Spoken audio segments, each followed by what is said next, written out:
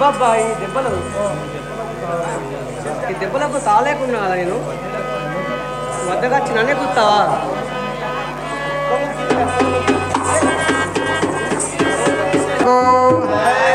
ధరణియాయిలా పోరే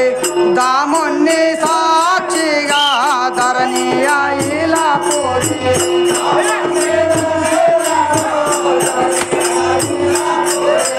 దాముని సాక్షిగా ధరణియాయిలా పోరే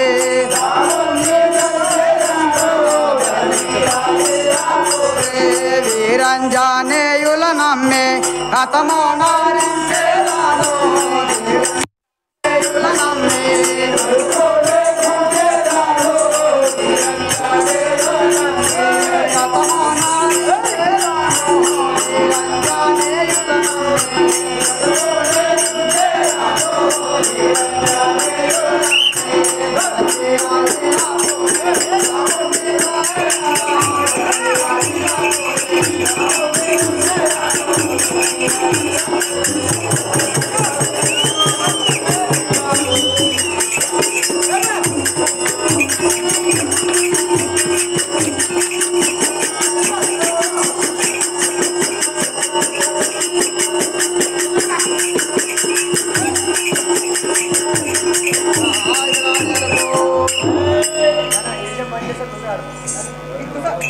కరించదాను కదా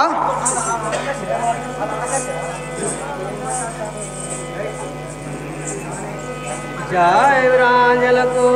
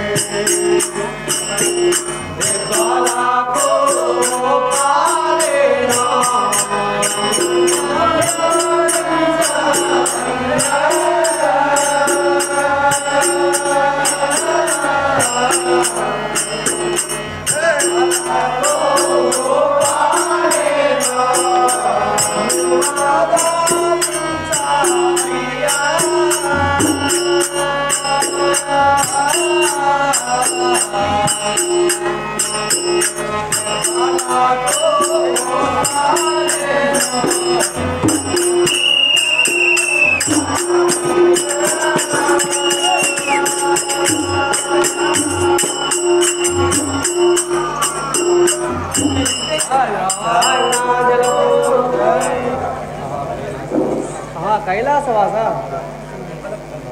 ఈ దెబ్బలకు నేను ఒప్పుకున్నాను కదా, ఈ దెబ్బలకు నేను భరించలేను.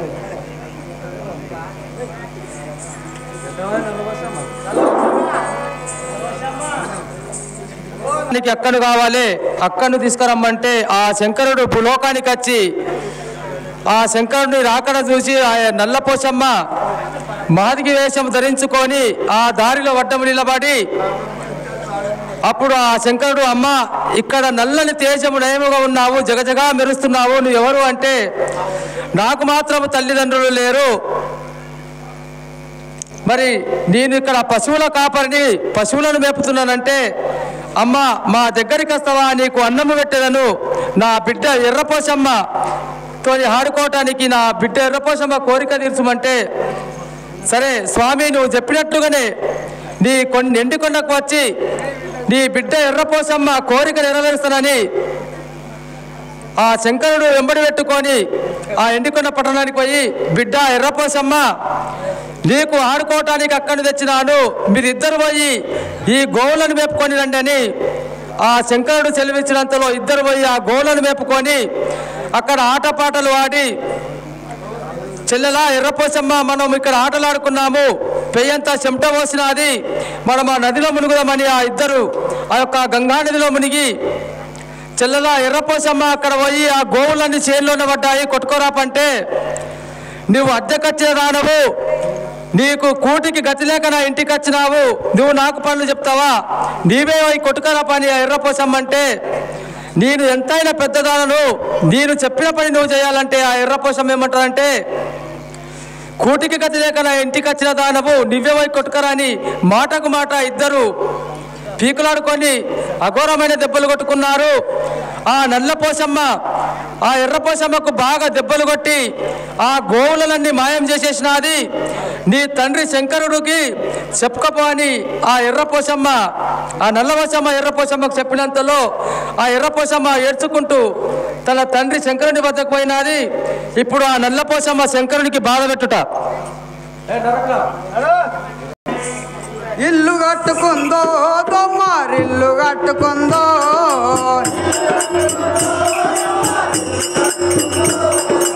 ఇల్లు కట్టుకుందో బొమ్మారిల్లు కట్టుకుందో,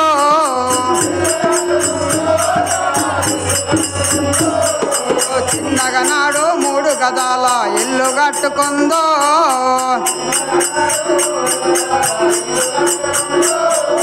చిన్నగా 3 గదాల ఇల్లు కట్టుకుందో,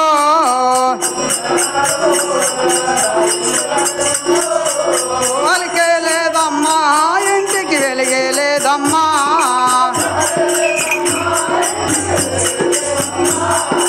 అలికే లేదమ్మా ఇంటికి వెలిగే లేదమ్మా,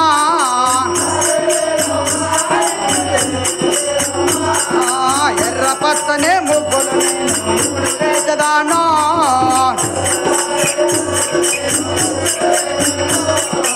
ఇల్లు కట్టుకుందో బొమ్మారిల్లు కట్టుకుందో,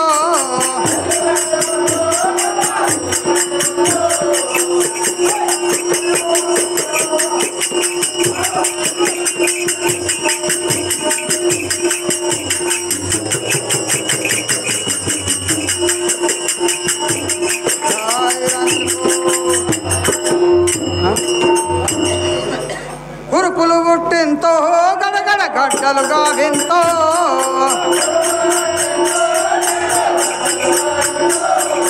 కురుపులు పుట్టింతో గడగడ గడ్డలుగా వింతో,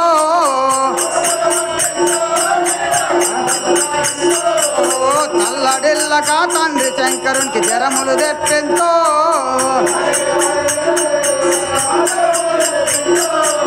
కురపులు పుట్టింతో గడగడ గడ్డలుగా వింతో,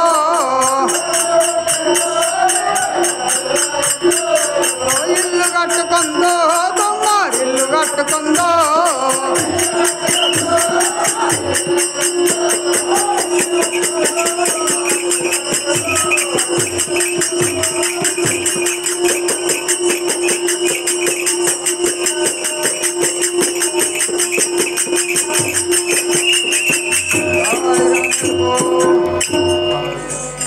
తండ్రి శంకరునికి నేను బాధలు పెట్టదను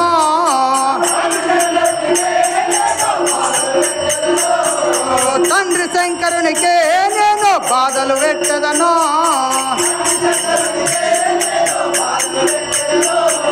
తల్లి పార్వతికి ఎంత బాధ పెట్టినాడో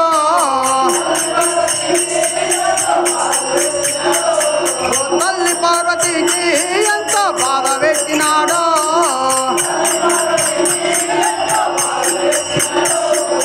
అంతకన్నా రెండంతల బాధలు నేను పెట్టదాను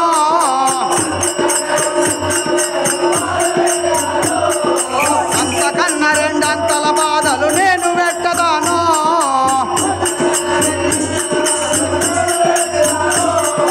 ఇల్లు కట్టుకుందో నేను పొందుగ పుట్టెంతో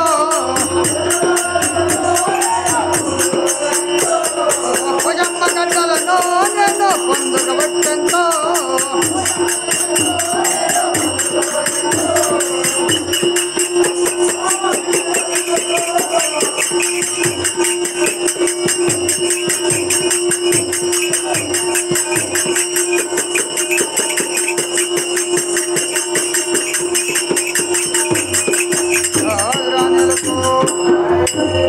భుజమ్మ గడ్డలను నేను పొందుగ పుట్టెంతో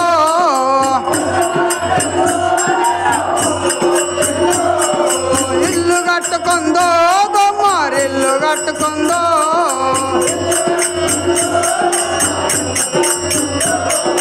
నా మహిమాలు తెలియజాలక తల్లడిల్లగానో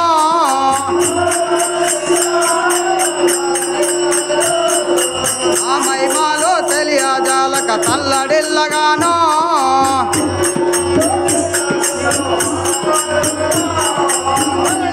పోరే నేను తాముని దల్చెదను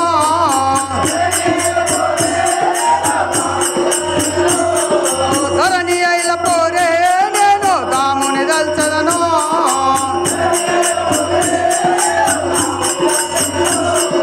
నిరంజనేయులను నేను కోరి భజించదను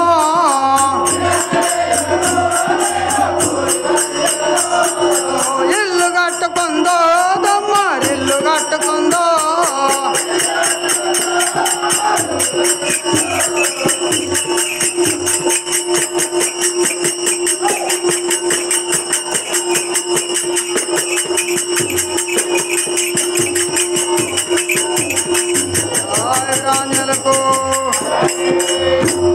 ఆహా నా తండ్రి శంకరునికి నేను బాధలు పెట్టేదాను కదా కురుపులు గడ్డలు పుట్టింతును కదా పొషమ్మ గడ్డలు పుట్టింతును కదా జల సరిజలము తెప్పించేదాను కదా నా తల్లి పార్వతికి పెట్టిన బాధ కంటే అంతకంటే రెండంతల బాధలు నేను పెట్టేదాను కదా అయితే ఆ నల్లవశమ్మ తల్లి నా తల్లి పార్వతికి అఘోరమైన బాధలు పెట్టినాడు అంతకన్నా రెండంతల బాధలు పెట్టి కురుపులు గడ్డలు సలిజరములు తెప్పిస్తారని ఆ నల్లవశమ్మ తల్లి శాపనిచ్చి వెళ్ళిపోయినంతలో ఆ ఎండికొండ పట్టణంలో శంకరుడు ఏ విధంగా దుఃఖిస్తున్నాడో సింధముడి వారు